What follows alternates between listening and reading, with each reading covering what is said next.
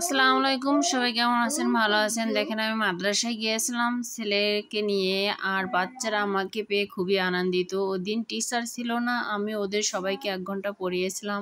তারপর থেকে বাচ্চারা আমার সাথে এত মিশে গেছে বলার বাইরে। আবার ওদের সঙ্গে আমি পয়সা দিয়ে খেলছি, সাপটা না মানুষ।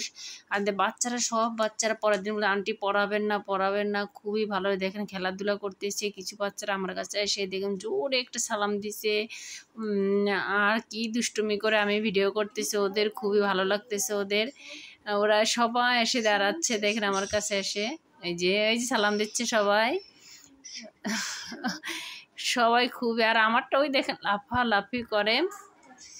সবার নাকি খুবই ভালো লাগছে আমি পড়াইছি। বড় হুজুর এসে বলতেছে ফ্রি ফ্রি টিচার পেয়েছো? তো সবাই বলতেছে জি। সবাই খুব আমাকে সময় দিল। মাশাআল্লাহ, সবাই দোয়া করবেন ওদের জন্য, যেন ওরা মানুষের মতো মানুষ হতে পারে। আল্লাহ হাফেজ।